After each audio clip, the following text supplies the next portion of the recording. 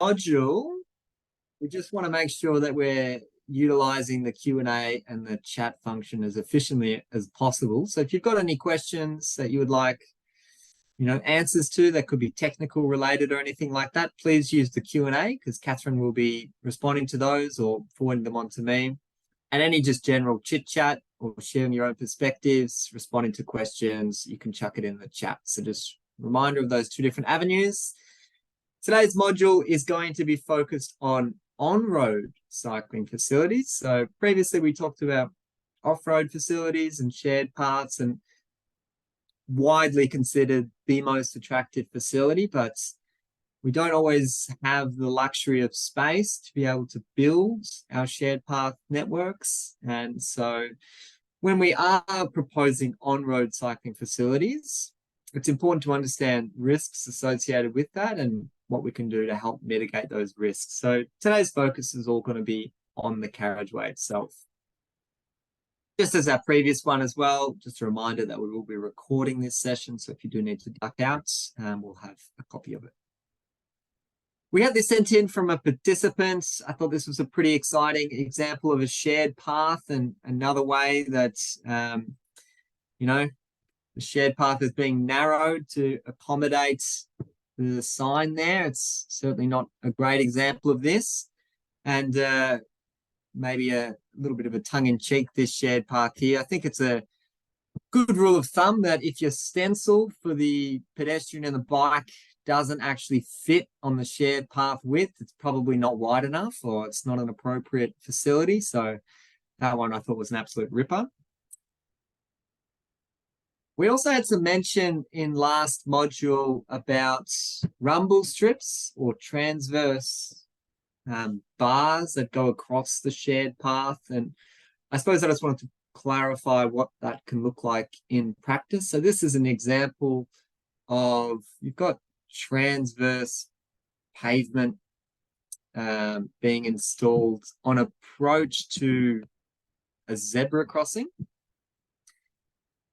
Those transverse bars, they've got, they're a different material. So it's bluestone, and they also sit slightly proud.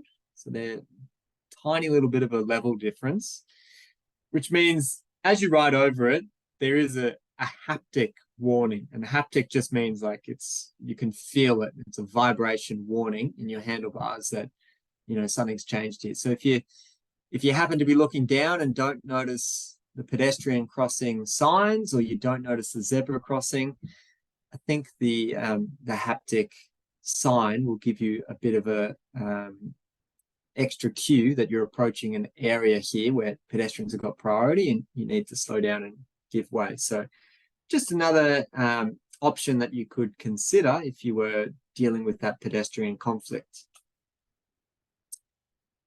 As part of our first 360-degree video, we showed these two different examples of a shared path crossing over a road. And if you haven't watched it yet, that's okay. But we will just launch a poll just to get things started.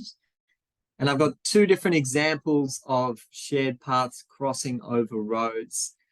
And we just want you to share your experience of what you thought was best practice. So example 1 on the left or example 2 on the right. I'll give you 25 seconds to have a go at that.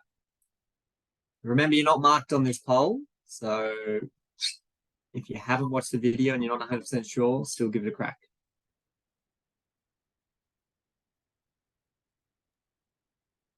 While we're waiting for that, Max, I thought we just talk about the yellow paint on top of the raised crossing, and that's just to signify that it's motorists are to give way to both pedestrians and cyclists. Yeah, so that's just what we do in Victoria. There's a road design note which has yellow being used as the colour for when you've got shared paths crossing over the carriageway.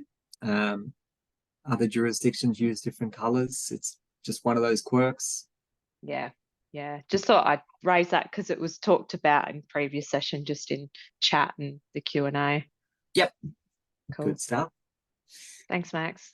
No worries. All right, we'll give you a couple more seconds. 3, 2, one, and we will close the poll and share results. And great to see that we are getting majority identifying example 1 as our considered best practice. And the reason for that is we've got the priority given for pedestrians and bicycle riders as they cross there, so they're not forced to stop and yield for traffic. They've got the priority. As well as that, it's a raised crossing point. And we spoke about that in the last module, how important it is to raise these things, because it just really signifies to drivers that they need to yield. It just highlights the importance of the crossing point. And it also washes off the speeds of vehicle traffic so that they're not traveling through there at the conflict point at speed. So really try to investigate that as an option where possible. We really try to encourage that as an idea for your projects of raising those conflict points. We don't have Wally today, so just a heads up, you won't be seeing this little fellow in the slides for today. So don't strain your eyes too hard, because we don't have a quiz at the end of today. We've got an assignment, which I'll spend a bit of time on at the end of today's session. So no Wally for today. Now, today's agenda is, as I mentioned, all going to be focused on on-road bicycle facilities. And our first point of call within this space is this idea of a protected bicycle lane. And there's two main configurations that are used within this space, which is the idea of a one-way or a two-way path, sometimes referred to as bidirectional. So we'll discuss the pros and cons associated with those configurations and give you some ideas of what they could look like in practice. We also just wanted to highlight that within industry, we've got this preconceived notion of what protected bicycle lanes may look like, but there are a raft of products out there that can be used to provide that protection or that separation. And just wanted to provide a little bit more information about the different separators available, so you're not just always going for one type of treatment. Next, we'll have a bit of a chat around if we're unable to, provide that physical protection, what other treatments would be available, which is basically then comes down to pavement markings, line markings, things like that. We'll talk about the risk of dooring and how that's kind of such a significant issue for the cycling community. And talk about some different line marking treatments that have been adopted in multiple jurisdictions. And the final part of today, we'll just be going through areas where we might actually mix traffic. So rather than have all your cyclists use one area of the carriageway, which is usually the curb side, and then there's a separate traffic lane, there are environments where it can be appropriate to encourage the mixing or commingling. So we'll talk about when that would be appropriate and what would be required to help support that in a safe and attractive way for the cycling community. But we'll get stuck in. So I've got an example here just to get the ball rolling of a protected bicycle lane.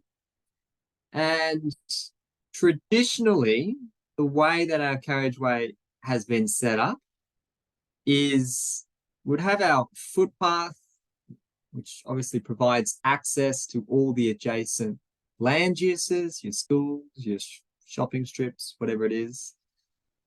Then you get down onto the carriageway or the roadway level, and traditionally the space directly adjacent the footpath has been the parking lane.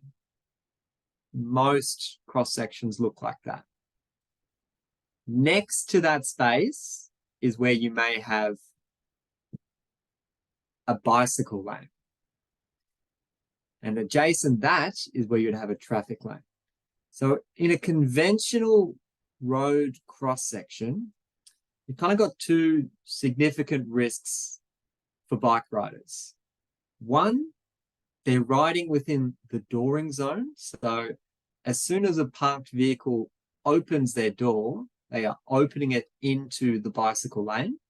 That's basically how most of our cycling network looks. So that's a significant risk in itself. But the other risk is you're also riding adjacent live traffic. So a vehicle to your right as you're riding, if they are losing concentration or there's a medical episode or anything like that, and they veer out of their traffic lane, the first thing that they are striking is the bicycle lane. So that cross section, the way that it's set up, not really well aligned with providing that safe outcome for riders, because it's putting riders in quite a precarious scenario. The protected bicycle lane flips this arrangement and acknowledges that we should get riders away from the live traffic lane and we should get them away from the dooring zone. So what's happened is the parking lane and the bicycle lane has flipped. So they've just basically swapped those two facilities.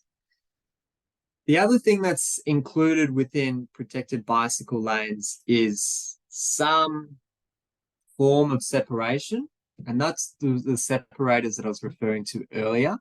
There's a multitude of products that can be used to facilitate that separation, and we'll talk more in detail of what they can look like in a second. But just wanted to give you an oversight of what the protected bicycle lanes look like. It is that swapping of the parking lane and the bicycle lane so that the riding community no longer in the dooring zone and they're away from the live traffic. So big wins. I like this one in particular that is shown because of the width of the facility that is provided. So this is another common commuter route into Melbourne CBD. This one's coming from the north this time. And because it's got that commuter function, you do have riders traveling at relatively high speeds because there's basically riders that just want to get from A to B as quick as possible. It's just their route to work and they don't want to dilly-dally. But you've also got the other side of the community who are using this for leisure, or they're using this, because they're school kids and they get in school and they're not fast riders.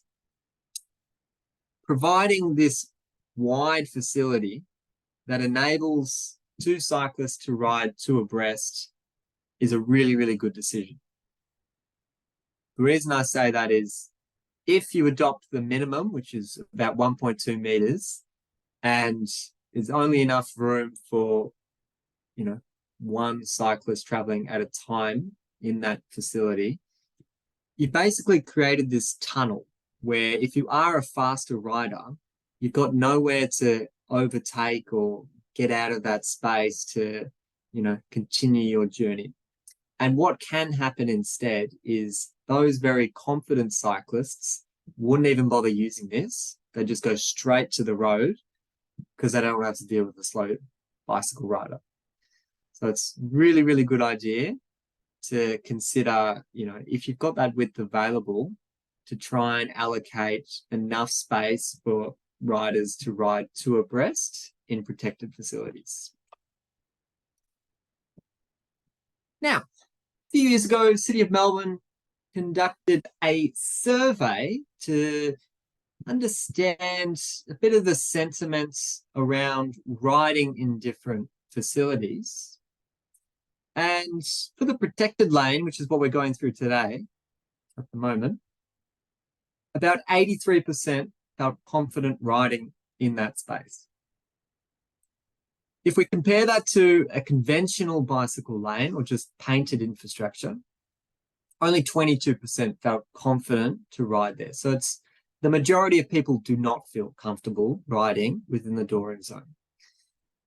And when we look at cycling, with a strategic lens, we've got numerous strategy documents and policies that trying to encourage active transport.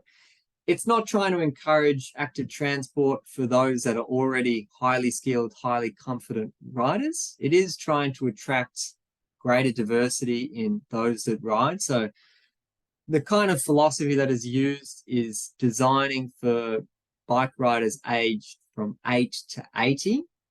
And the protected facility is much more aligned with trying to achieve that demographic.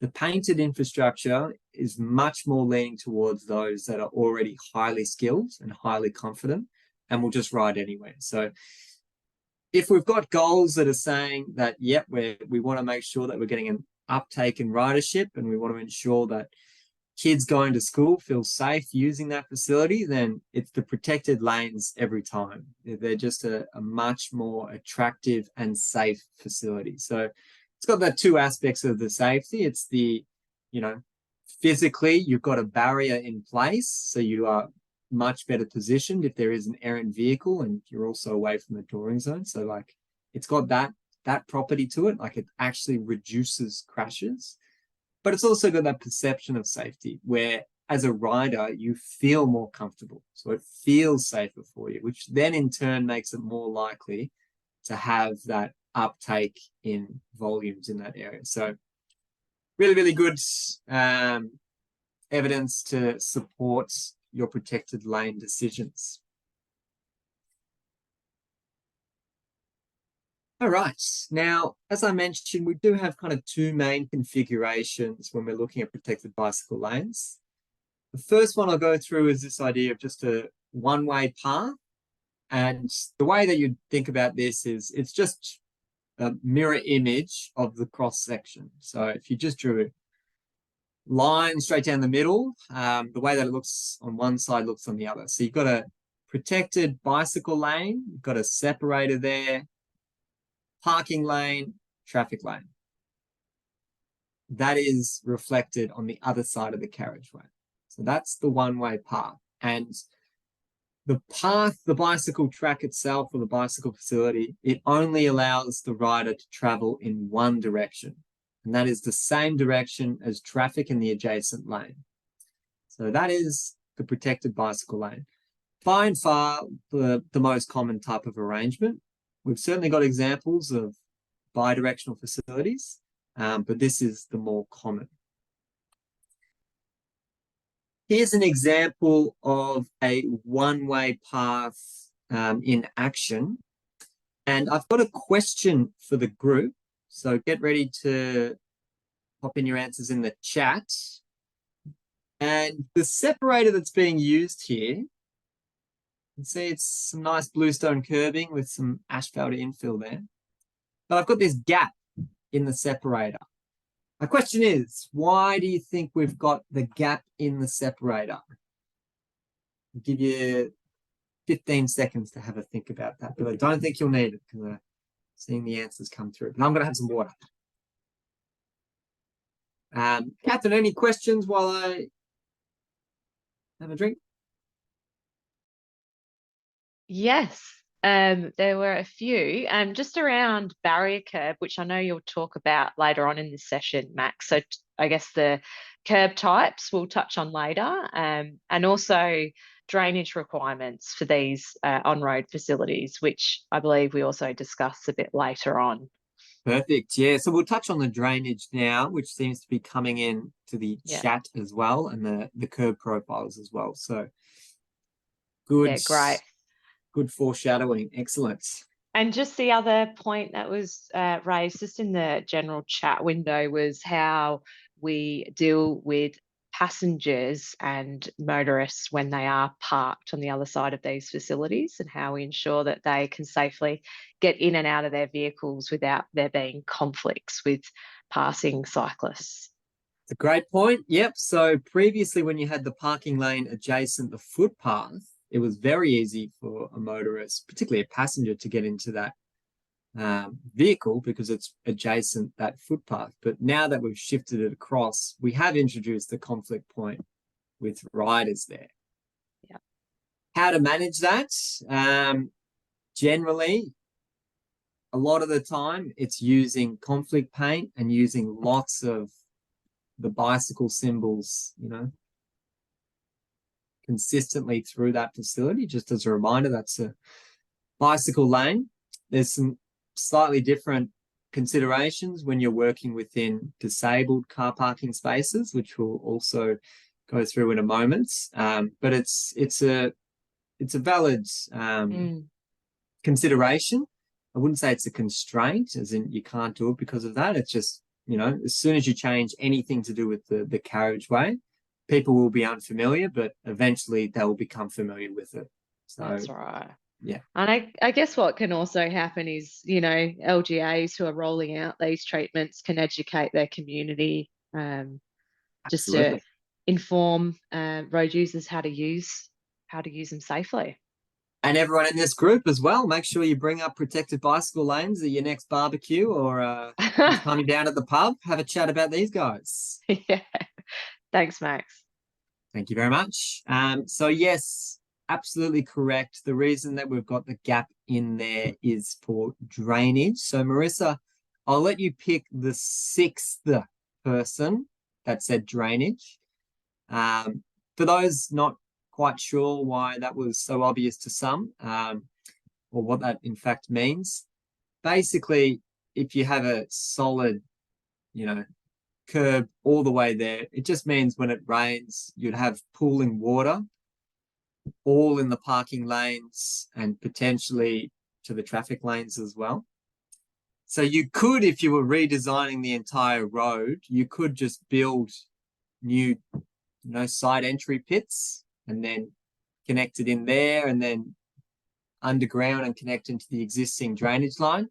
But that's really expensive. So the most common way to do this is just put breaks in your separator so that you can just use your existing drainage line and you don't need to worry about new pits and pipes. So it's just a cost-saving exercise.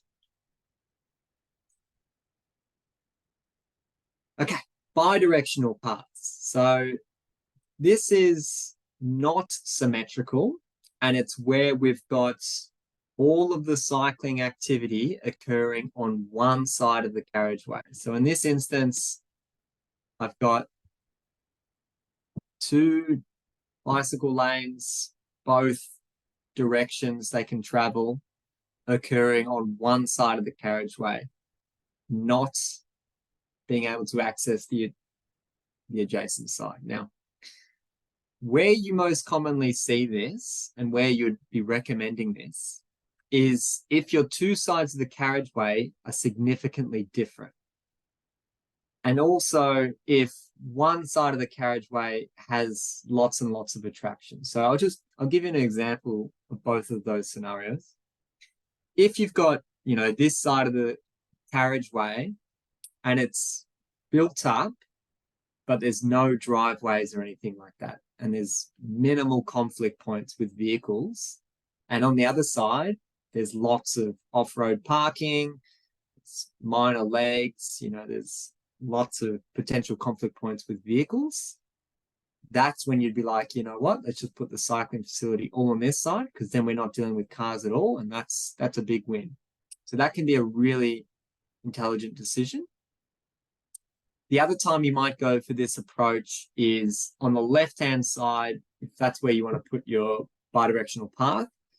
Perhaps that's where all the exciting things for riders occur. So as an example, if your library is on this side and the train station is on this side, and that's really what you're trying to connect, and there's nothing much going on the other side, maybe it's just residential areas. Once again, this is where you'd be like, okay, it kind of makes sense just to keep riders on that side because that's where they're going to be arriving and departing. That's their most likely where they'll be most attracted to be. So those are the kind of ways that you can weigh up whether you want to go for a one-way path or bidirectional. The other benefit with bidirectional is you're only using one separator.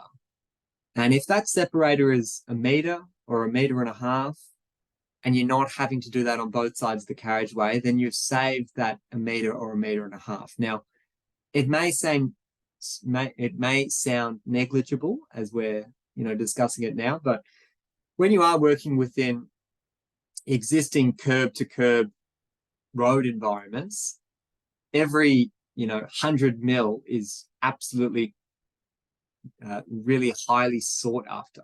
So if you're really unable to do major changes to traffic lanes and you can't move curb lines and things like that, that's another reason you might go for a bi-directional, because it is a narrower footprint.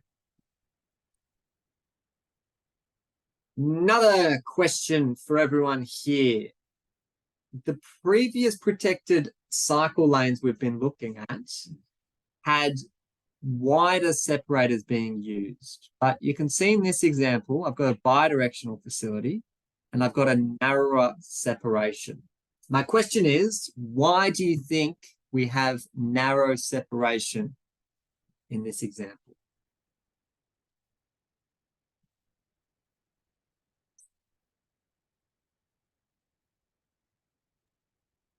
Marissa? Max, we've just had a question just prior to all of the chat coming in. How much can we narrow the car lanes?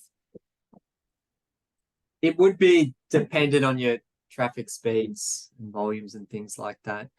Austroad's Guide to Geometric Design will confirm exactly what design domain you're allowed to play in. So depending on how fast vehicles can go and how much traffic you've got. Okay, thanks. No worries.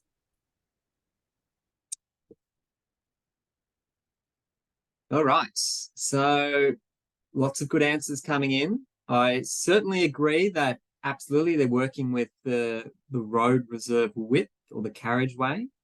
That's a very, very fair statements. Just trying to make the most of the curb to curb, using the most of the retrofitted land. Yep, all that great ideas. The answer I was going for, though, was the lack of parking. So this lane is actually a traffic lane.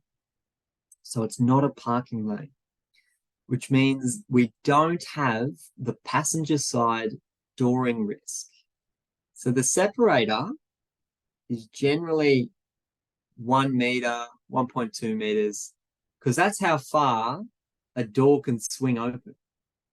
So generally separators are designed to be able to house a fully open door.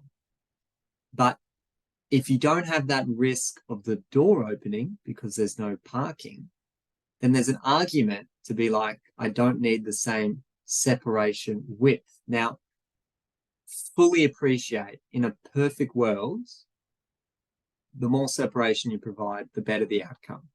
Because if you're riding along here and you've got vehicles riding opposite you in the opposing direction, and there's only 300 mil separating you, and they're traveling at 60 or whatever it is, that's still quite a nervous experience. If there's trucks on that route as well, and they bring with them all this wind gust and all that kind of factors as well, the more separation is absolutely ideal. But at a principle level, because you haven't got that dooring risk, that separation can be minimized there. So good pickups there. Marissa, we'll give out a prize for the second person that mentioned no parking. I've got this table here that kind of summarizes the advantages and disadvantages associated with one-way bicycle lanes versus bidirectional. I'm not much of a table man myself. I prefer just to talk to the photos. So I've got I've got some slides that just clarify all of these, but by all means, you can keep this for your own resource. The other thing I wanted to mention is a while ago, I did a post on how we can manage a bidirectional facility that goes into a one-way facility, and found this site in Canada that does exactly that. So it's a bit hard to see. But on one side of the intersection, you've got a bidirectional protected facility, and then it gets split into two one-way protected facilities.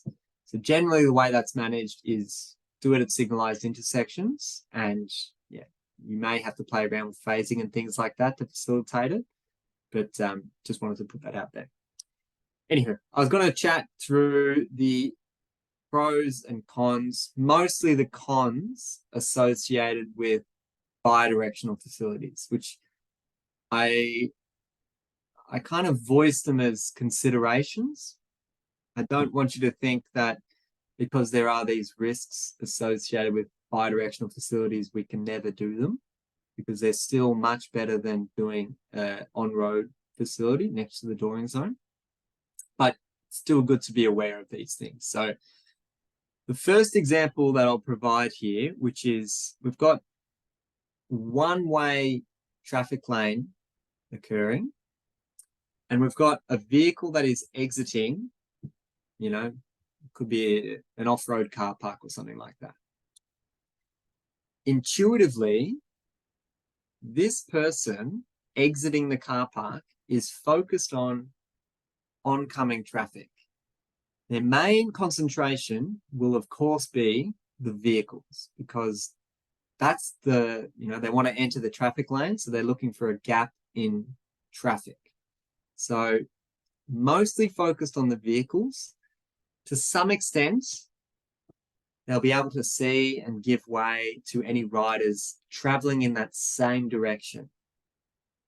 However, that same focus is not really given to riders in the opposing direction. And the reason for that, well, it's two reasons really. It's uncommon, it's unexpected that a vehicle that's exiting these types of minor legs or driveways and things like that would need to look that way. And the other thing is the driver's full attention is going to be on picking the gap in traffic, which is facing the opposite way. And we just don't have eyes at the back of our head. We can't focus on both directions at once. And so riders traveling against that traffic flow may be in a compromised position there.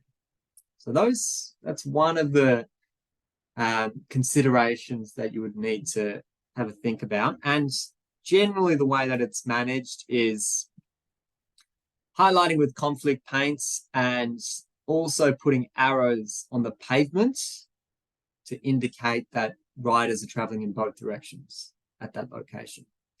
Of course, that is not going to stop the issue, but that's generally what is done.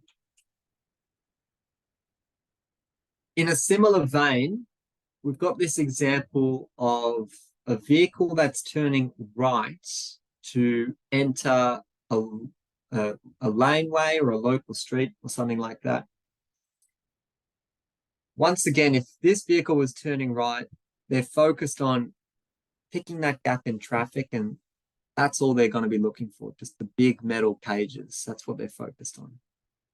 To some extent, they'll be able to see riders that are opposing them in that direction, but the riders traveling in the same direction as them, which I've circled there in the yellow, almost impossible to be able to see them, to be able to make that eye contact. So the bidirectional paths have that kind of awkward sightline issues and inability to adequately make eye contact between riders and turning vehicles or entering, exiting vehicles. So something to be mindful of. As I mentioned, I don't see these as constraining factors, and a good solution within this space in particular is if you're able to provide a little opening or just an additional buffer there. So basically that right turning vehicle can first just focus on picking a gap in general traffic.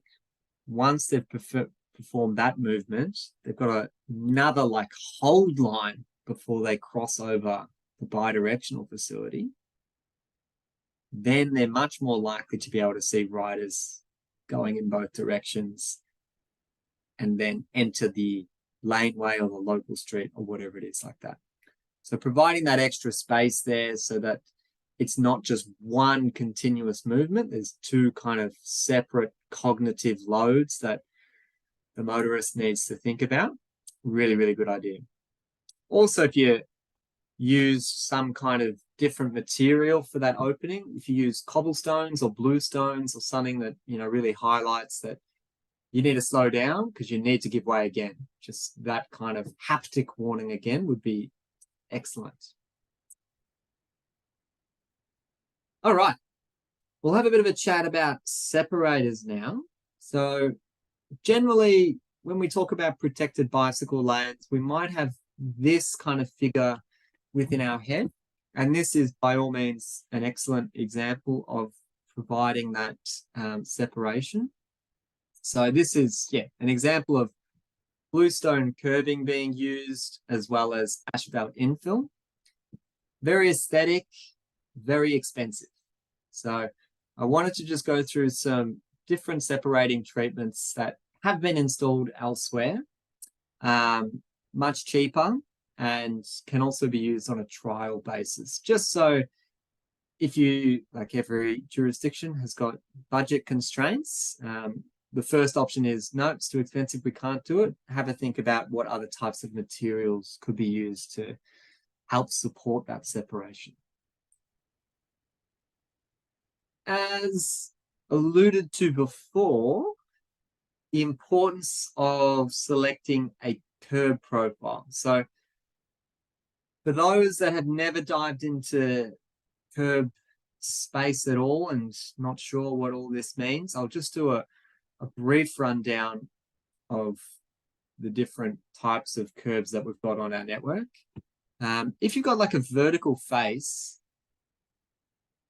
for your curb and channel, that is referred to as a barrier curb.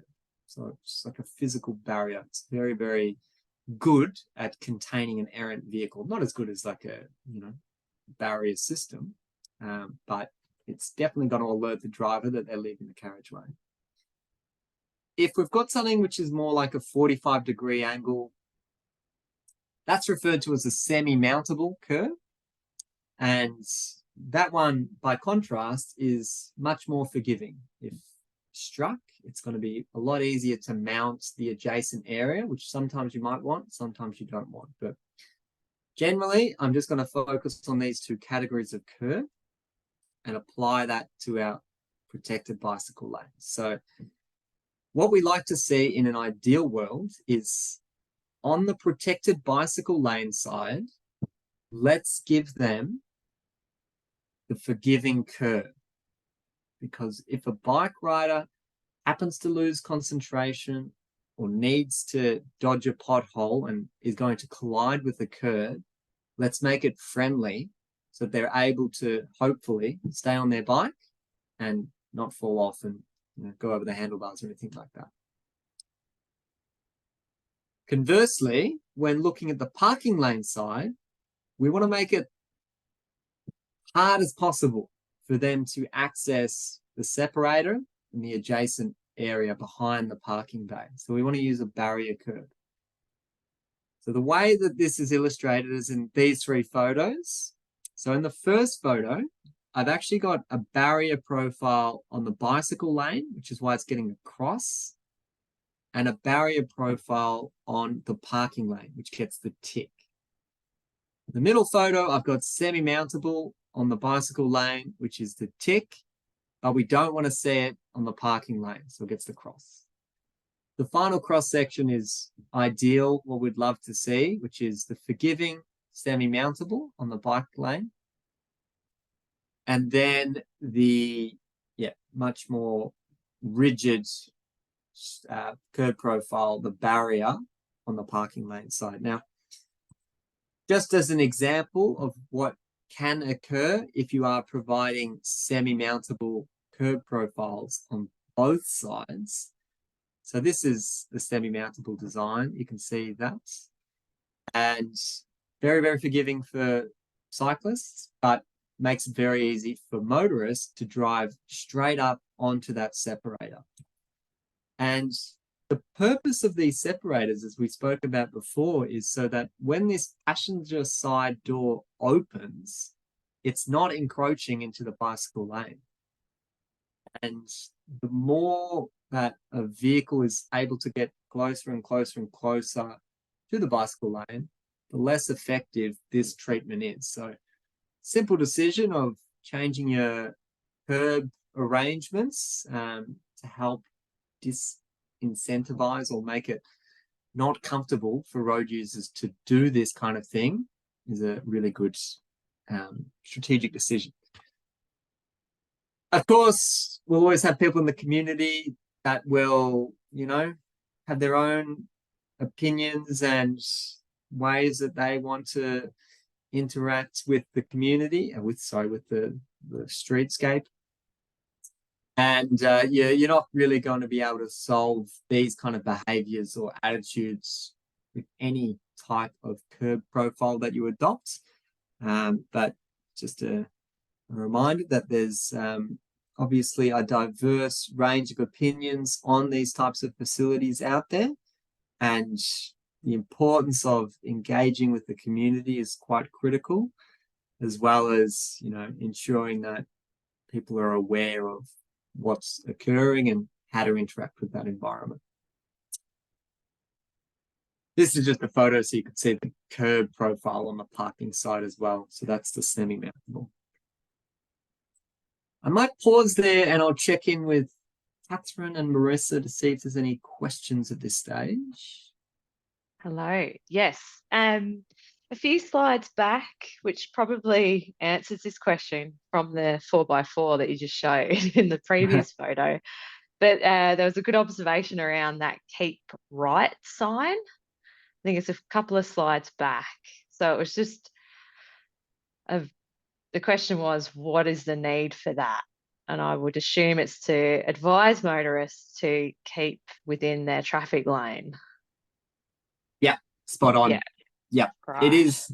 I've also seen these same paddles, which has got a little bicycle symbol at the top, and then it says bicycles keep left. But Right. in that example, it's saying drivers keep right. So Yes. yeah, Yeah. but that is the Great. point. Correct. Yeah, great. And yeah, that 4x4 photo probably That's right. emphasised the requirement for that keep right sign. Just a question around emergency vehicles. How would an emergency vehicle or a fire truck access the curbside if using barrier curb for the protected bike lane? They'd be able to access it. They've certainly got enough power in them. Similar to if they had to mount any, you know, barrier curb that we've currently got out of network, they'd just be able to drive over that. Yeah. Yeah. They'd feel it. They wouldn't be able to do it at speed, but they'd still be able to get up there if they needed to. Yeah.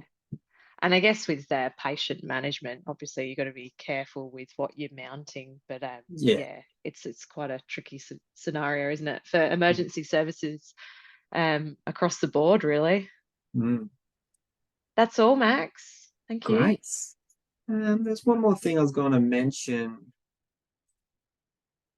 about these types of facilities, which is kind of come up time and time again, particularly if you're proposing these designs in residential areas, and that's bin collection. Because previously, you know, you would have, I mean, there's a park here, but I'll pretend like this was houses. If there were residents here, they would have been putting their bin on the curbside. And, you know, if there's parked vehicles and things like that, there's the issue of how does that truck get access to those bins? A few ways you can do it. And probably the best way I've seen is actually incorporate it as part of your design. And what I mean by incorporate it is cut your separators short. So get rid of all of this and install a bit of paint on the ground and say, this is the bin collection area. So residents know exactly where they're going to put their bins. It's going to go there. And it also means that it's going to be easier for the garbage truck guys, people, to be able to use their machine to be able to pick up the bins there. So clearly demarcate, this is where you're going to put it. This is how it's going to be managed. Good part of the good design solution there, rather than an afterthought and trying to fit them into spaces like this, because people get very upset as soon as you get rid of their ability to access the curb and where they're going to put their bins. They freak out. So really important you have a think about that. The final thing I'll mention about this design is street sweeping.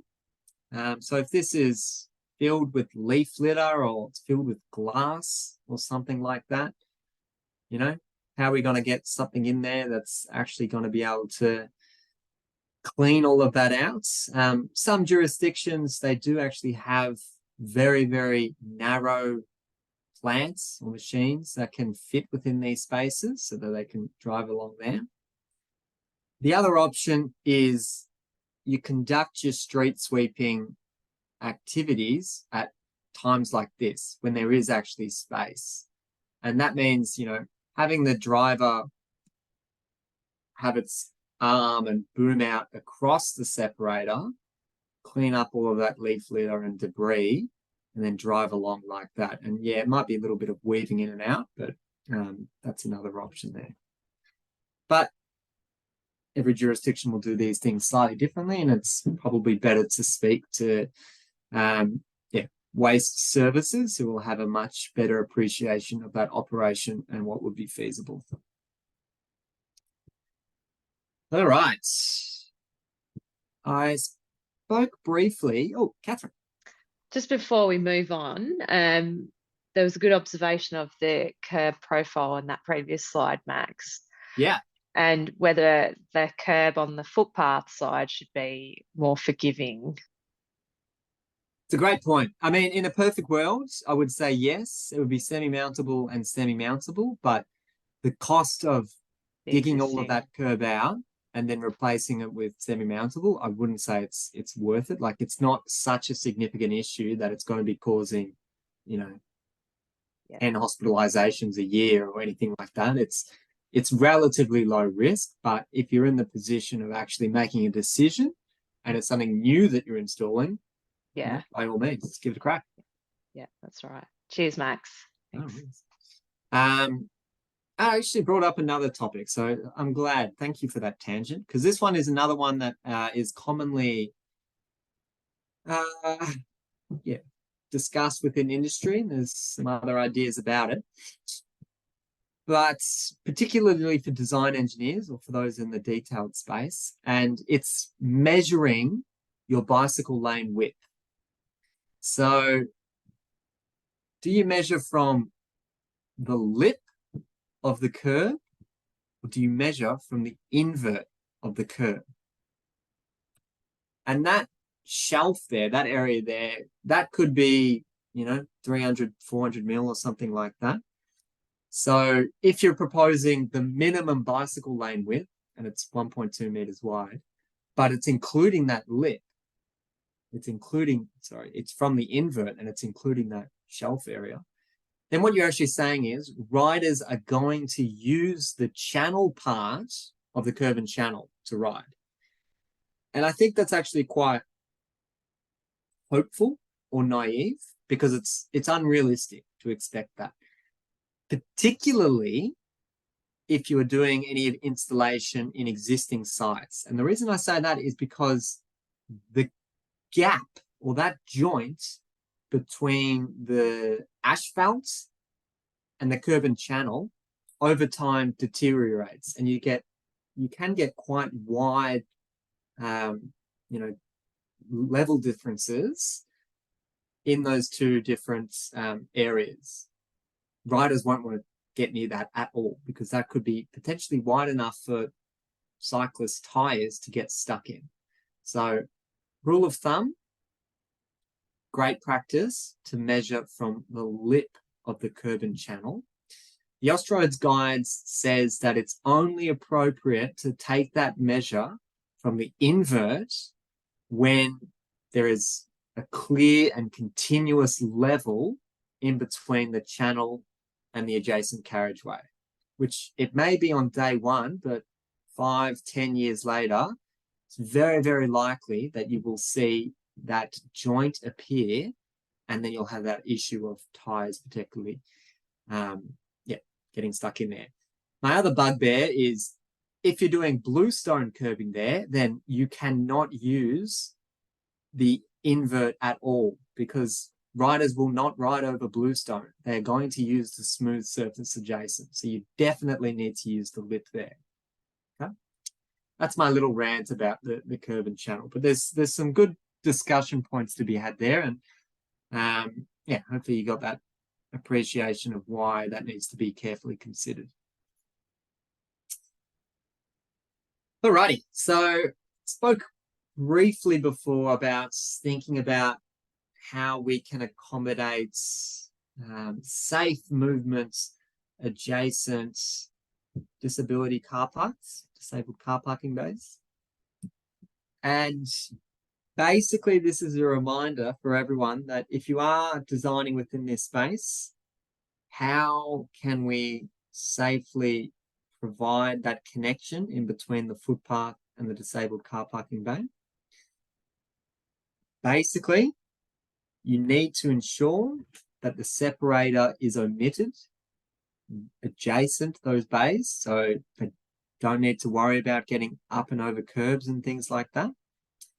And the other thing is you want to ensure that there's a pram ramp or a curb ramp close to that location, so you're not forcing people that are using those car parking bays to, you know, walk or go up the bicycle lane to then access the curb ramp that's 20 meters away or something. It needs to be very direct, very much where the desired path is. Other good practice is to highlight that crossing point, just to once again make everyone aware of this is where there is a conflict, and this is where we want the crossing to occur. So this is just a reminder, if you're working within this space, to provide that connectivity for those with disability. I might actually pause here, Catherine, because I am very hot and I am going to just get a little rag on my face and get everyone a chance to have their own little break as well. So let's say we'll have a 3-minute break and you can go get a glass of water, or you can join me in a nice rag on the face situation. So back in 3 minutes.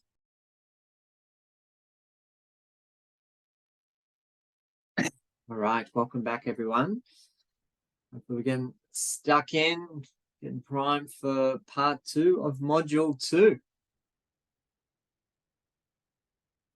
So, got an example here of something that's a little bit interesting. I thought was worth sharing.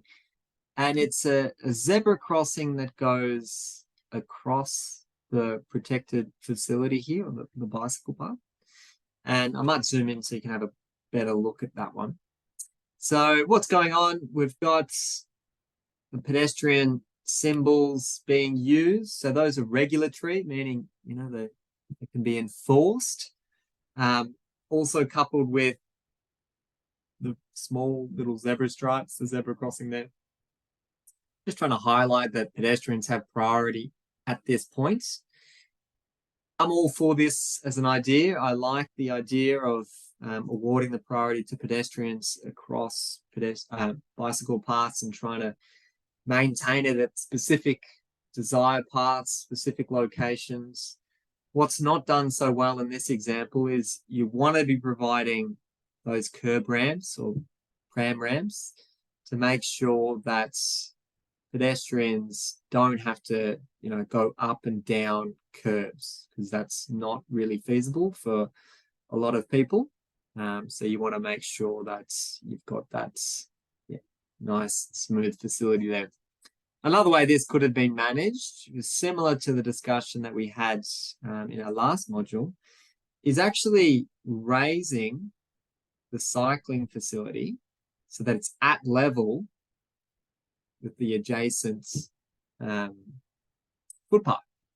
And therefore, pedestrians wouldn't have to step down at all, and riders would instead go up, which would slow down cycling traffic and also raise the awareness of the crossing. So just some things to think about there. Another thing I want to show about this example as well, there's a lot going on here. There are these little yellow transverse pavement bars that's being used. Similar kind of idea. It's meant to provide that haptic warning that riders are approaching something that's different, which is the pedestrian priority.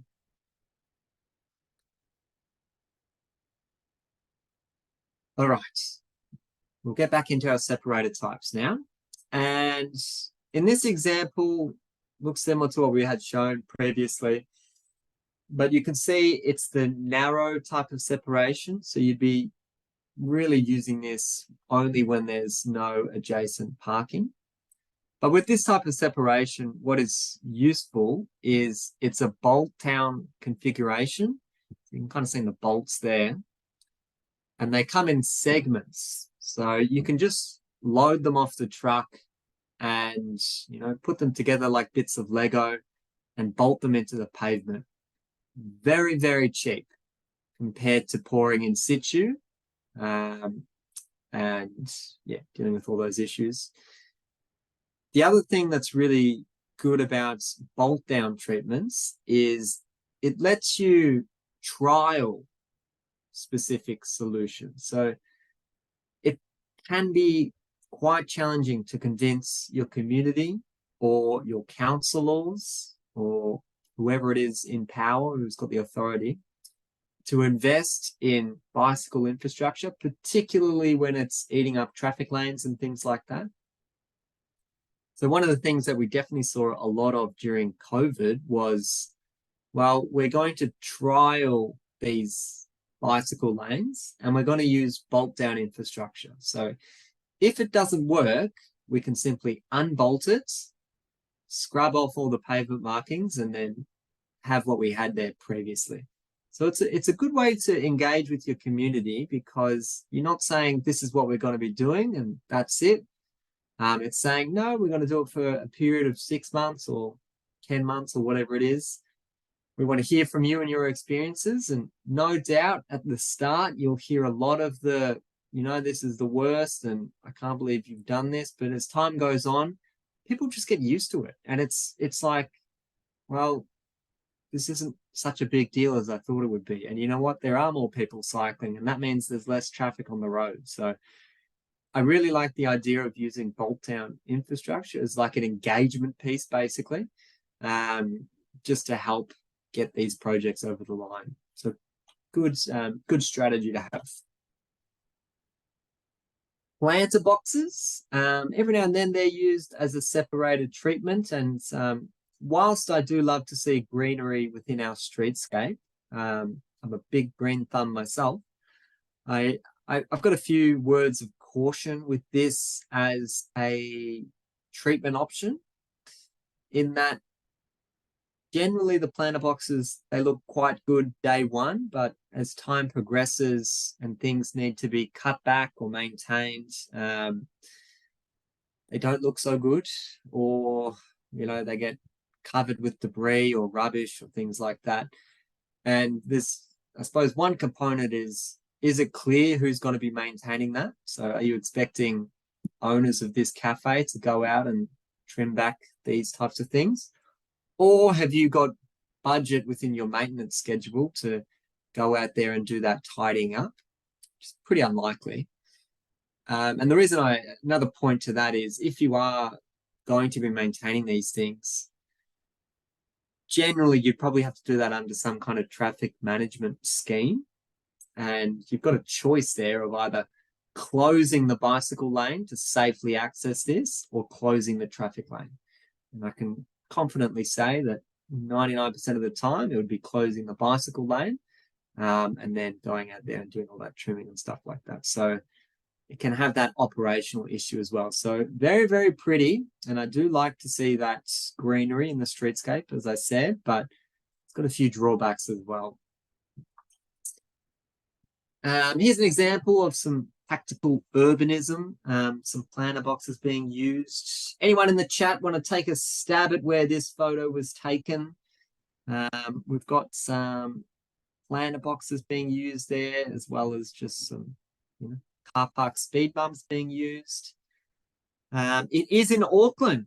It is Federal Street in Auckland, across the ditch. It does look like the Toronto Tower, though. It's also a good guess. We'll give a prize out there, Marissa, to the first person that said Auckland.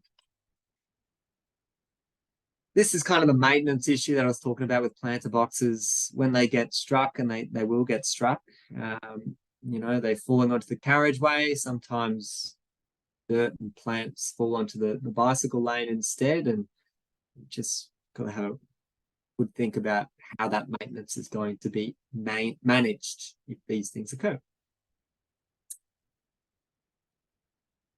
Alrighty. I like this time of the day because I get to ask a question to the chat, and I like to see creative answers. I'll give a prize not only for the correct answer, but the most creative. And my question is, what do you think the name of this product is? And the clue is it looks like an animal. It's named after an animal that it looks like.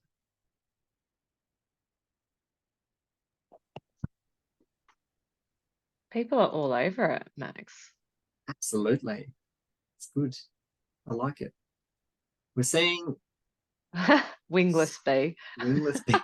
It's good. It's a good one. Not the magpies. No, not magpies. magpies. Or hornet. Alrighty. Oh, they're dangerous. Lots of similar answers though, and the correct answer is the armadillo. So just in case you needed a reminder, that's what the armadillo looks like if you haven't been to the zoo lately. But let's give a prize out to the wingless bee answer as well, because I actually think a bee is a really good answer as well. Like I associate that with the bee. And a wingless bee, I like that specificity.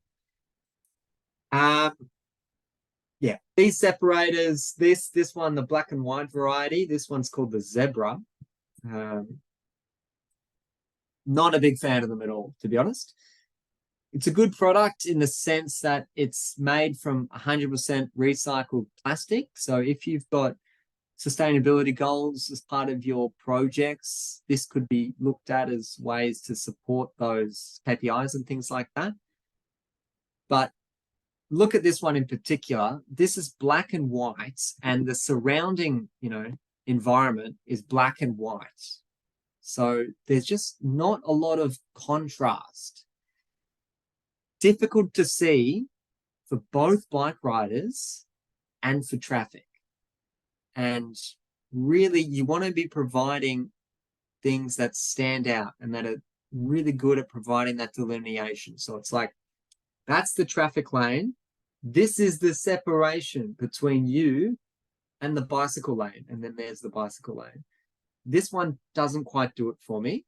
And it's actually really, really common to see motorists drive straight over these things and then encroach into the bicycle lane. So it doesn't tick a lot of boxes. Seen them installed in Perth and in Fremantle, but that's all I've seen. So if you know of other examples, by all means, feel free to share, but not my favorite device that I've seen out there. Flexible paddles, flexible bollards, these ones are relatively more common, depending on which part of the country you're dialing in from. Some jurisdictions don't allow this, but I actually think that they do quite a good job at delineating the space. And, oh yeah, armadillos in Geelong as well. I forgot about them as well. Thank you, Liam. Prize out to Liam. So we've got these, once again, bolt down features, but because it's got that vertical element to it as well, I think it really helps with that delineation. This side in particular, I really like to use this one as a bit of a poster child because this is an arterial road. Where the bicycle lane is at the moment, that used to be a traffic lane, as you can see by how wide it is.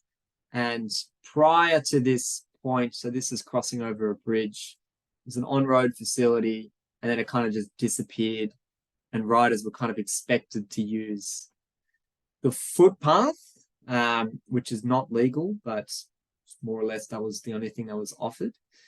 And it's a super narrow footpath. It was just the worst part of the journey if you were riding on this, and it's just really annoying.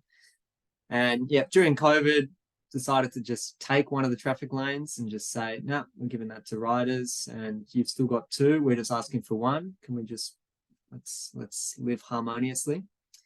Still installed today, and I think it's one of the best examples that we've had during that period of, you know, we can make these changes and the world does not end. This is a very busy road prior to the installation of this treatment, and it's still a very busy road. You are seeing that uptake in riders though using this. So yeah, we've got a good outcome from that aspect. Final one that I want to share here. This is just a flexible bollard that's basically a standalone feature. So they just come as single units. They're not part of a suite of treatments or anything like that. I don't think that they stand out all that much. What you do need to be mindful of is if you've got car parking bays adjacent to these facilities, which you do in this scenario, it's a clear way. So at some stages of the day, you're allowed to park, and other times, you know, it's a traffic lane. But sometimes the day you do have parking permitted there. And so you just need to be mindful that these vertical features are not going to be positioned in areas where that passenger door is opening. Otherwise, passengers open their door, hits the bollard, and then the bollard gets knocked over and goes into the bicycle lane. So generally what you would do is just install them at the start and end of every parking bay to mitigate that one as a risk. But as I said, generally, if you're adjacent the parking lane, you'll be doing wider separation anyway, because that's too narrow. There's still that ability for the door to open and enter the bicycle facility. Okay, so we've talked about protected lanes. Now we'll focus on-road bicycle lanes, or our more conventional style bicycle lanes, and we'll get the party started asking what's wrong with this photo. So we've got another very confused cyclist. That's Ken with his mustache, and we'll get Ken out of the way so you can have a good look. My question to the group is, of course, what you think are the risks or what you feel is wrong about this photo. I'll give you 30 seconds to have a go at that one.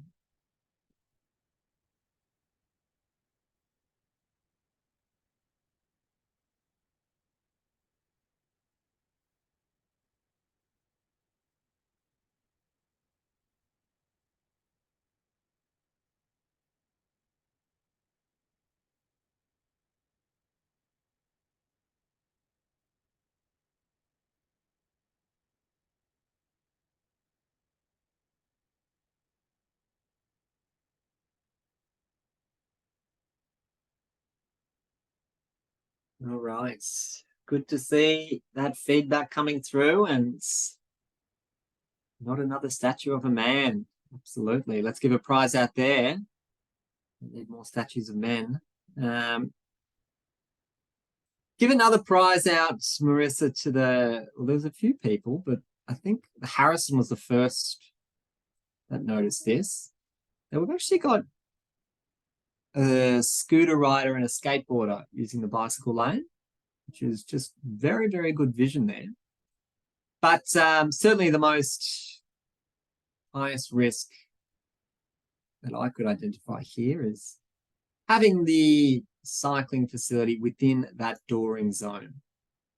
So it's something that we've got no protection there and just a super uncomfortable environment to be at.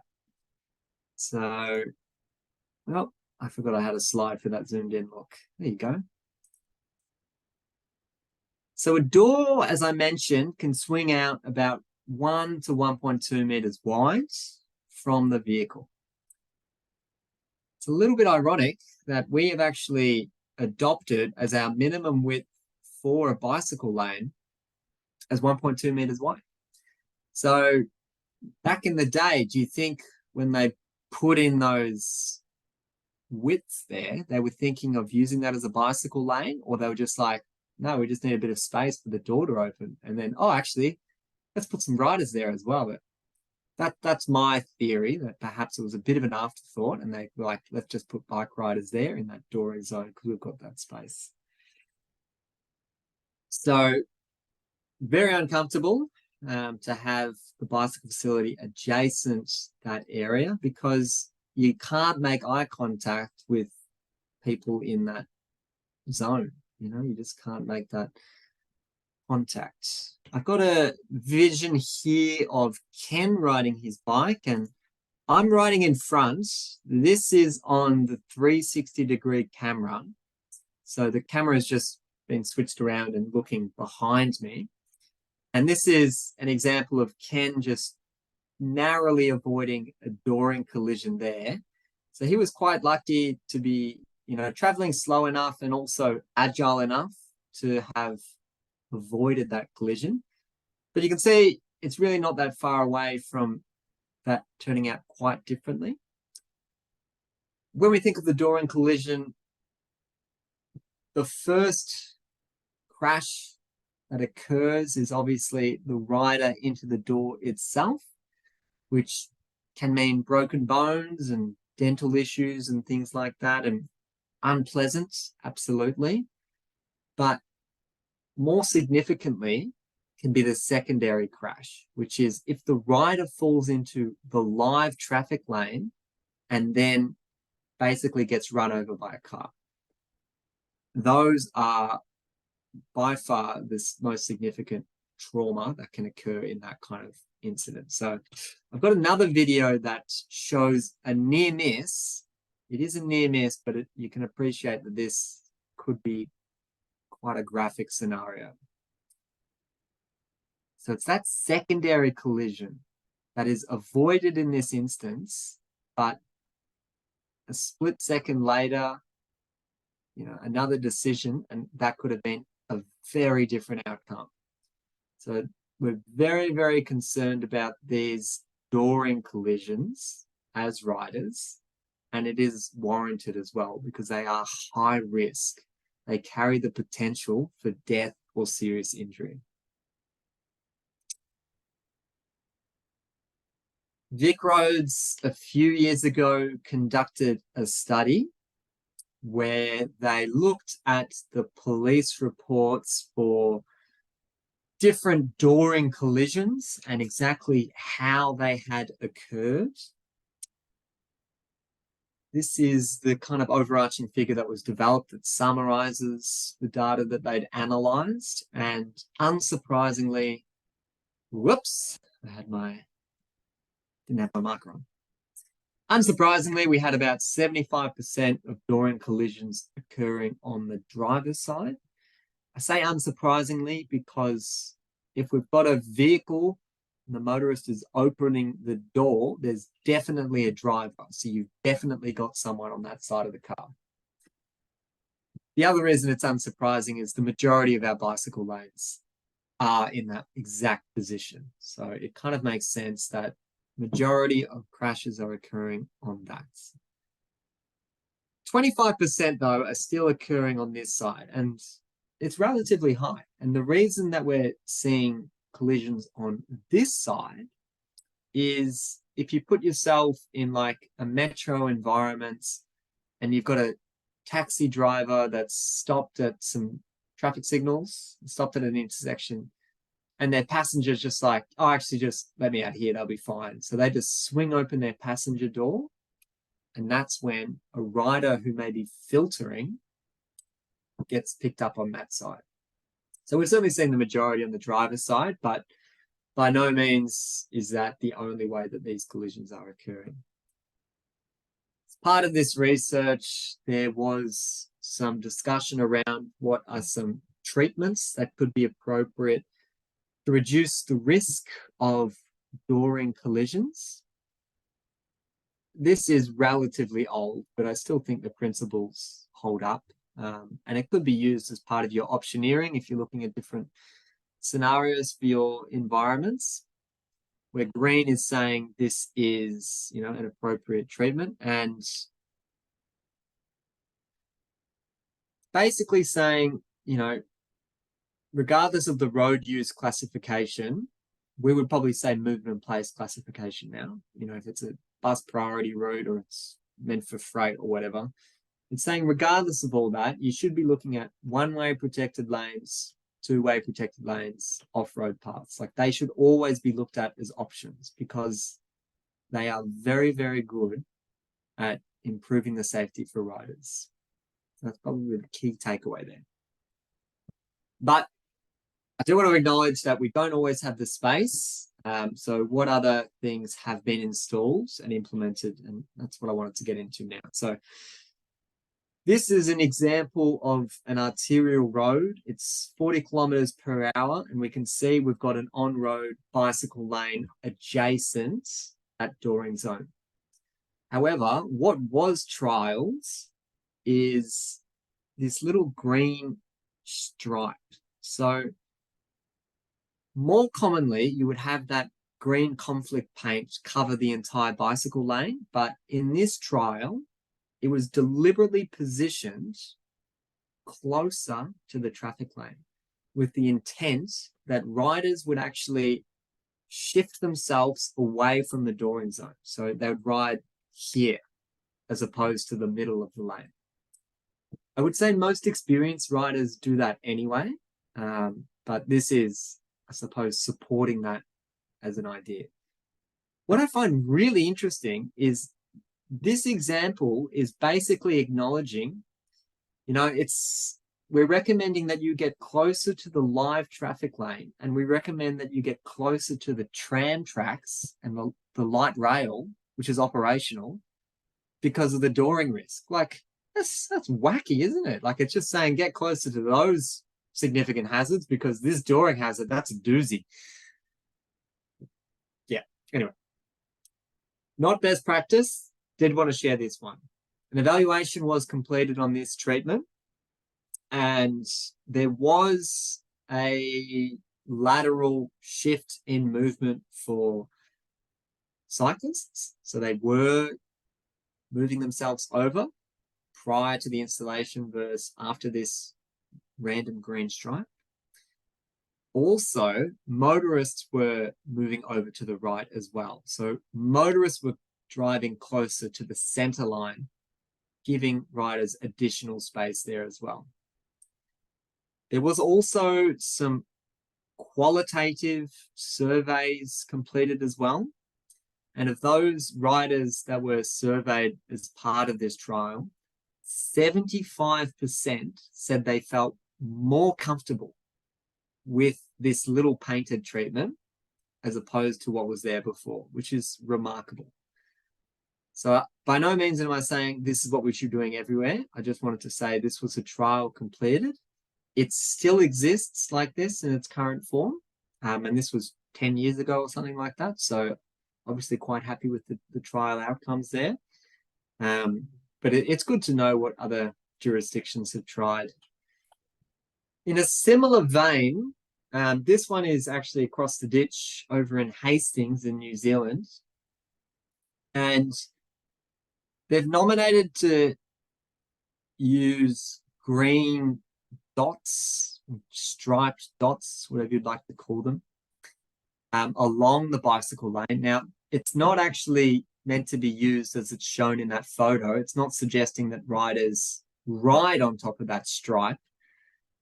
It's actually just meant to be a constant reminder to vehicles driving adjacent that this is a bicycle lane. So the other way that we would probably do it is bicycle symbol, then 50 meters down the road, bicycle symbol, and bicycle symbol. Hastings, they decided to try different paint and different dashed striped technique to see if that had any changes in behavior. I haven't seen the evaluation for that. I wouldn't think it's that effective, but I just thought I'd share this one as well, just to see what types of trials are being installed there. All of these things are not going to have the same safety benefit as protected bicycle lanes. It's not even going to get close to it. So keep that in mind as well. If we are unable to do our protected bicycle lanes, but we do have a little bit of space, what we could look at is installing some pavement marking.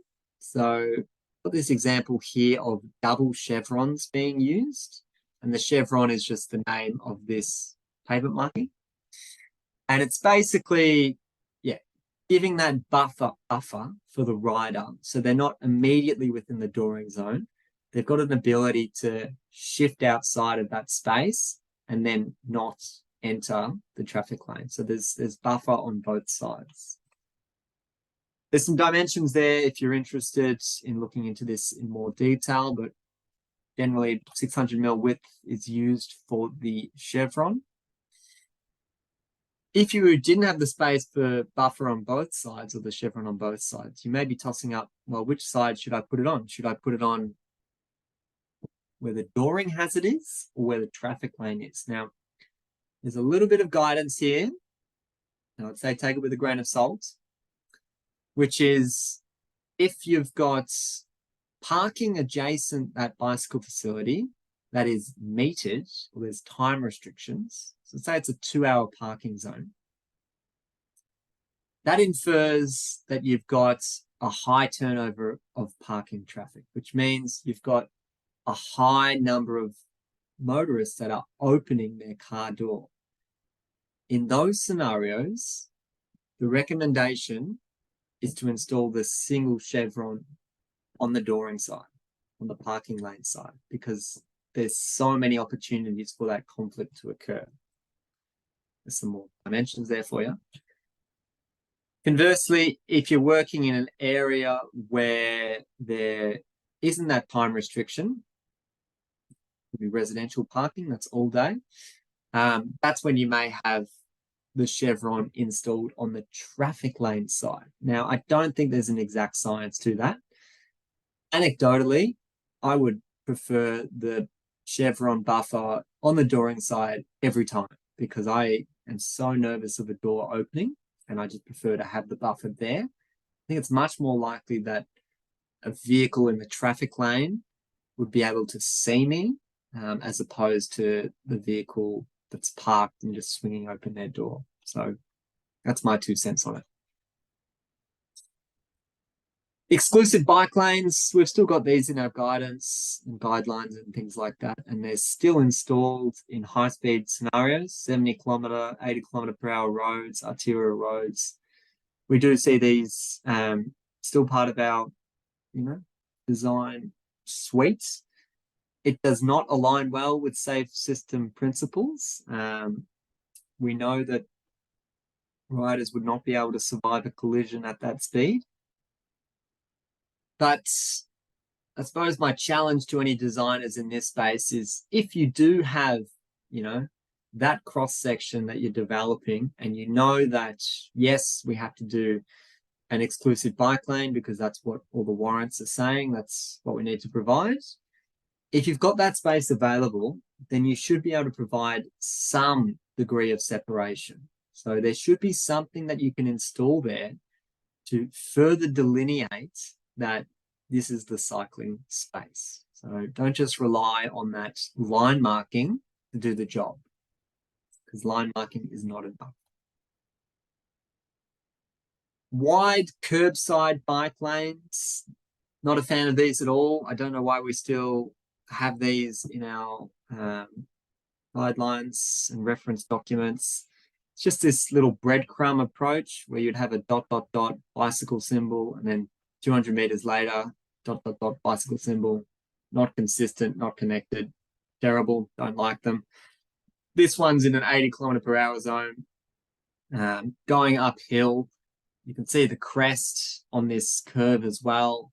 Terrible geometry for on-road cycling facilities. Not at all appropriate to have this. So yeah, not a big fan of them, and you probably won't see too many of them more being recommended for installation, but they're certainly across our network. I spoke about this at the end of last module, the Global Street Design Guide, where you can download it from their website.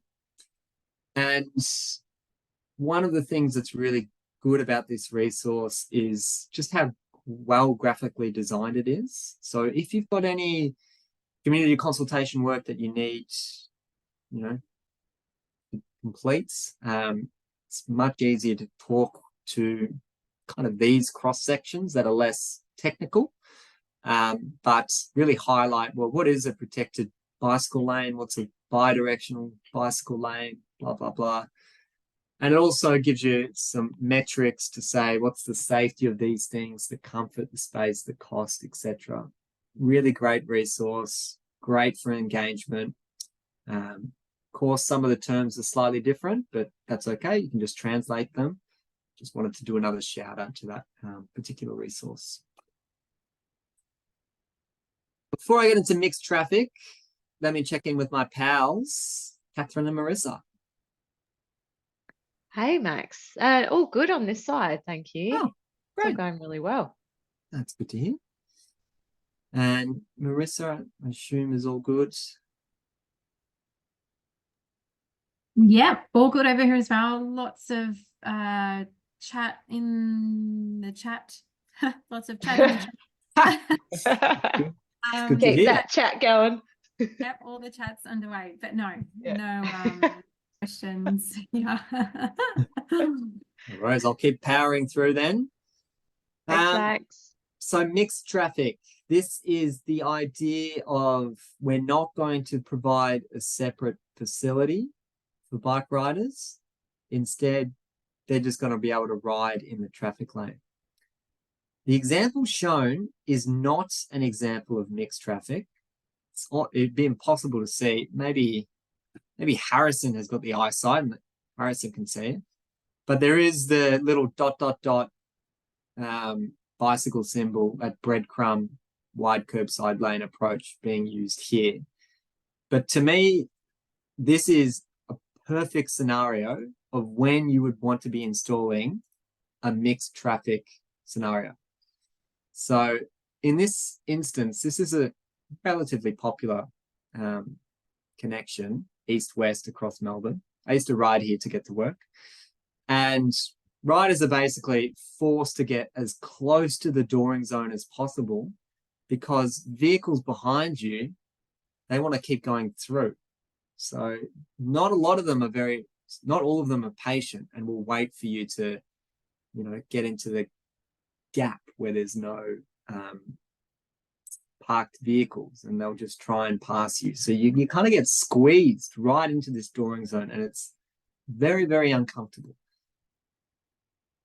Would it be feasible to do a protected bicycle lane here? Anything's feasible, but it would mean taking up all of those parking lanes. And this is residential, and I think that would be a very tough conversation. I think it'd be more feasible to instead try and bring this idea of mixing traffic in. And the way that that is achieved is, let's put the cyclists in a prominent position. Let's put them in the middle of the traffic lane. And that's achieved through the use of sharrows, which I'll talk to in a second. And also supported by local area traffic managed treatments. So what I mean by that is, you don't want to have this throughput of traffic where they can get high speeds.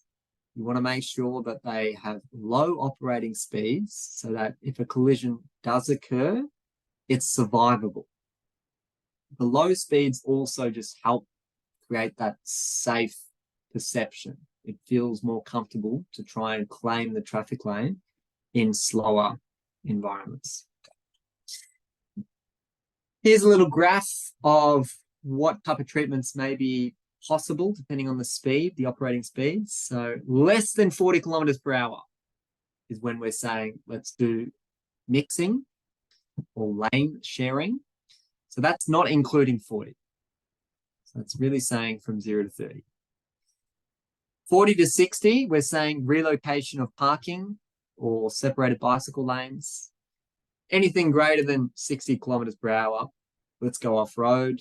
Let's try and investigate that as an option. Now, the reason that the 30 there is being used, and I'll draw a little graph to showcase this. Some of you may have already seen this graph, and that's okay. Along the x-axis, I'm going to draw our impact speed. So let's say there's a collision that occurs, along the x-axis is the speed of that collision. And along the y-axis is the probability that that will result in a fatal injury. So this is the collision between a motor vehicle and a bike rider. And the way that this graph looks is, you know, very low speeds, it's very unlikely that it's going to be a fatal accident. And then it kind of gets exponentially worse at a certain point in time. So you don't have a linear relationship, it's exponential. And what we've noted through decades of research is that at this point in time, things get significantly worse for riders. It just goes crazy. And that speed is 30 kilometers per hour. So it's really just a long way of saying that the reason that designers, road safety engineers, cycling advocates are so passionate about getting low speeds and aiming for 30 kilometer per hour conflict points is because we know anything above that, it just becomes incredibly likely that a collision should occur. It's not going to be survivable. So the 30 kilometer per hour is kind of seen as the threshold and what we should be aiming for where we've got those conflict points. And I fully appreciate our network does not look like that. Sharrows, this is what the sharrows look like. It is just pavement marking, it's just paints. So it's not going to save the day at the end of the day, but yep, that's just the idea of them. It stands for shared arrows, and the idea behind them is it communicates to riders that you can now claim the traffic lane, and it also communicates to motorists that this is now a shared space. This is no longer just your motor vehicle lane. Riders are able to ride in the middle of the lane, and that's okay. Catherine. Just before you dive into the wonderful sharrows, a question on the 30 kilometre an hour goal. Is the 30k per hour at impact or 30k per hour max speed then decel? Great question. Give a prize out there. That is the impact speed. So 30 kilometre per hour impact speed. So not the posted speed limit, what you expect the impact speed to be. Great. Thanks, Max. Yep. So give you some examples of where, some quite good examples of where these have been installed. So this is City of Yarra. They've got like a 30 kilometre per hour area. So it's quite a largish area. 30 kilometers are, depending on what jurisdiction you're in, difficult to install, but there's such a good reason to do it for pedestrian and cyclist safety. And it's not just metro areas we're seeing this. This is out in Warrnambool and in Western Victoria, a regional town. And, you know, basically when they were looking at doing some changes to the carriageway within the township CBD itself, they could have had the option to, you know, move curbs and channels and create protected bicycle lanes, but instead they're like, you know what, let's just do a 30 and then we can get bicycle riders just riding straight down the main street, and then it's great. We don't really want fast speeds in our CBD anyway, so why not? I think that's a great work going out there. We've got the Sharrow Flower. This one's in Portland, Oregon. They're a really, really big fan of Sharrows out in Portland. They fully acknowledge that not every street or every road can facilitate a cycling journey safely, but the local streets, they're much easier to be able to manage. So let's instead see if we can get cycling traffic on the local streets and divert the, you know, throughput of traffic onto the arterials. And they use a lot of these sharrows to help support that. You don't want to be installing sharrows where, in this example, where you're expecting riders to cross over train tracks, or in this example, tram tracks, light rail, because we know that riders' tires can get stuck in that gap. If you are crossing cycling facilities over train tracks or tram tracks, train or tram tracks, the angle that you want to be aiming for is between 70 and 90 degrees, basically as close and perpendicular as possible. So you don't want to have it at that awkward angle. I can confirm that that one, yeah, doesn't exist there anymore because the community wasn't happy with that. I spoke quickly about this idea of local area traffic management treatments. There's a few different ways that can look. So you can use things like one-way slow points, speed cushions, speed humps. You can use chicanes. If you've worked in LGAs before, you probably have a very good grasp on different treatments that can be utilized. Basically, you don't want to make it comfortable for drivers to go through there at speed. And you also don't want to make it comfortable as a route. You don't want to make it like a rat run opportunity. You want to make them feel like they shouldn't be there. They should be on an arterial if they want to get places quickly.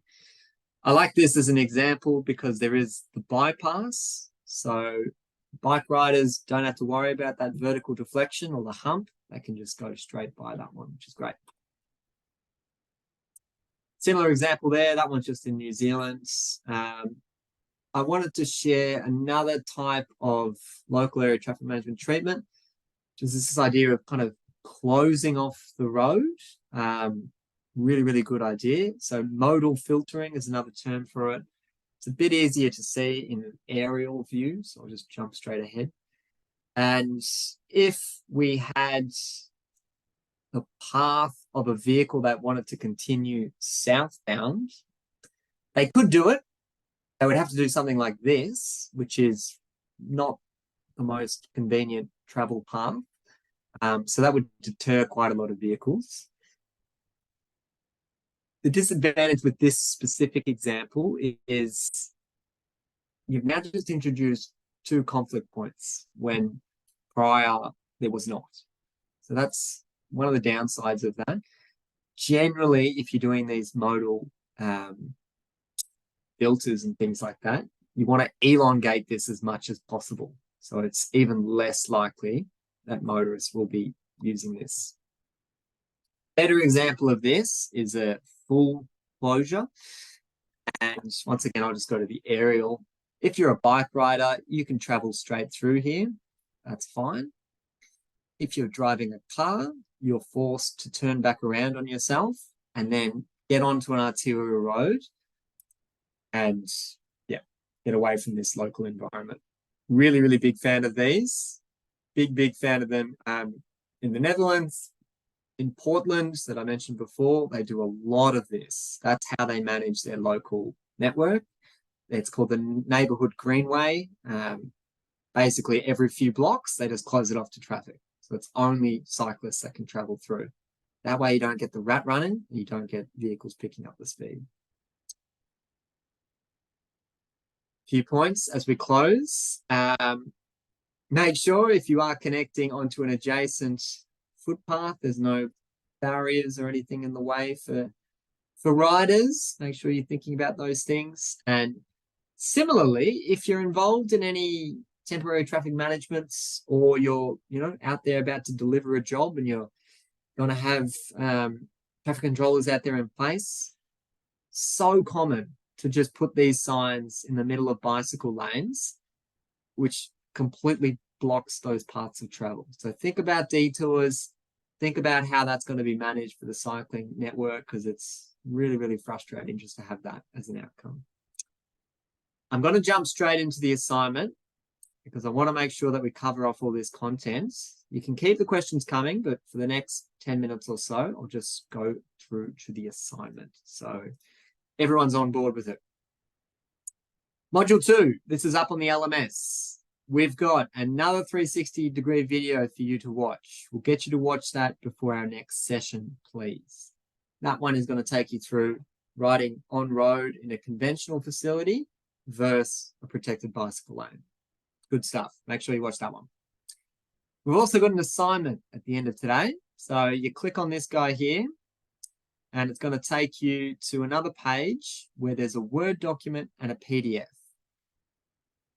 I'll just remind all of our Transport for New South Wales pals that you actually need to email your assignment because you cannot upload to our LMS because your IT systems do not trust us.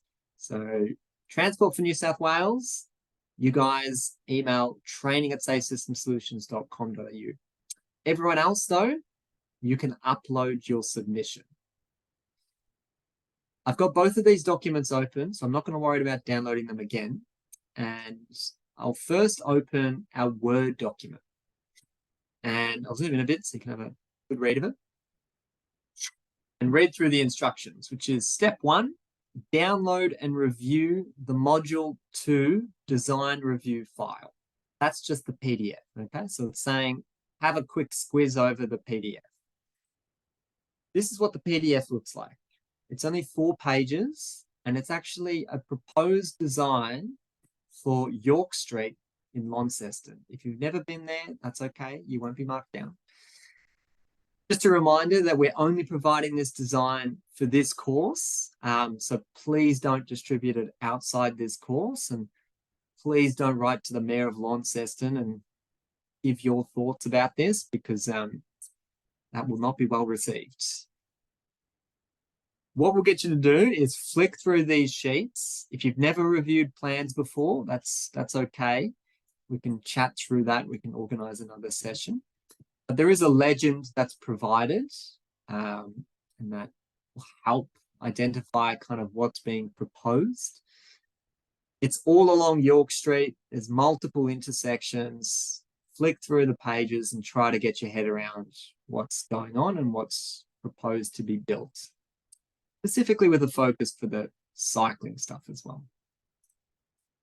I'll go back to the Word document now. And step 2 is saying review the existing conditions of the site using Google Street View.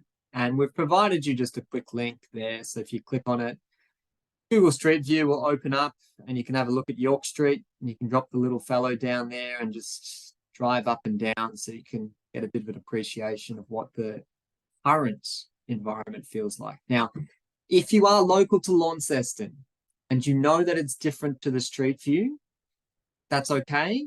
We're happy with you just analyzing whatever Street View tells you, just so everyone's on the same page. So if you know things have changed, don't stress about that. Just focus on what Street View is telling you. Step 3, fill out the table provided below. And step 4, save and upload this document to the LMS. So all you need to do is answer 3 questions, and you can just type them in the table. We're not expecting paragraphs at all. We're very happy with dot points and for you just to be succinct. The first question we've got for you is, how does the existing environment cater for cyclists? So basically, you've gone through, had a look on Google Street View, you've gone up and down. Tell us, what is the existing facility available for cyclists? Now, what we'll mark you on is that you're using the correct jargon, okay? So we're not expecting you to do detailed site distance calculations or anything like that. We just want to make sure that you've got the terminology down pat. Question 2, how does the design cater for cyclists? Same principle there. We want to focus on the jargon itself. We want to make sure that you're using the terms that would be consistent within industry. So we're all speaking the same language. Final question. What treatments or changes in the design could you recommend to improve the safety for cyclists? In other words, you've got this design in front of you. What other suggestions can you make to make it safer for cyclists? So really encourage you to flick over the slides for both today's and our previous session to make sure you've got the wording down pat, and that will give you the inspiration to then complete this as an assignment. You just save this as a Word document, or you can PDF it if you want. We prefer PDF, but if that's too hard, that's fine. We'll accept it as a Word. And what happens is I'll flick over to student view so you can see what your screen looks like. At the bottom of your page, you see it just says add submission. So you just click on that, and then it'll say you can either drag and drop the file, or you can just upload it, and you click save changes, and then we get a notification that you've completed that, and then we know that we can go in and mark it and provide your feedback. So just to reiterate, the assignment will be completed using the LMS. That's where we provide all of our feedback, except for Transport for New South Wales. You still need to email yours in. We'll do all the feedback and stuff via the LMS, but just sending the file via email. When is this due? This is due Thursday, the 29th of February, which is 1 week from today. It's not a lot of time, but the reason for that is we don't want you spending a lot of time on this. In fact, this is an exercise that should take between 10 and 20 minutes. If it's taking you hours, it's taking you too long, and just give us a ring because we want to make sure that you're using your time efficiently. We don't want you spending hours and hours and getting stressed about this thing. We want to make sure that, you're able to complete this within the time allocated as part of this course. Great. Any final questions, Catherine and Marissa? Anything that I may have missed there? Thanks so much. I think you've explained the assignment quite well. I think that's all good. I don't think there's any outstanding questions, Catherine. You're muted, Catherine. Oh no. The good old mute gets us every Classic. Oh, I did so well this whole session, and at the end, you just got me. Always the beginning and the end. All right. Yeah, no, great. No questions, Max. Very well good. explained. Brilliant. Well, that's good to hear. If you do run into any troubles, by all means, reach out to training. I'm glad you've got a bit of time now so you can watch the 360 video, even get stuck into the assignment if you've got no other commitments to the end of the day. But lovely to have you all on board, and we look forward to catching up again next week. And I look forward to another wet rag on my face. Well, knowing what Melbourne's like, Max, it's probably going to be like, what, 20 degrees cooler next Sure. week. You'll I probably have reckon. your wool and your scarf on with your beanie next week. everything. We do Thanks, love everyone. Victoria. Thanks. Take care. Thanks very much. See you next week. Bye. Bye. Bye. Bye.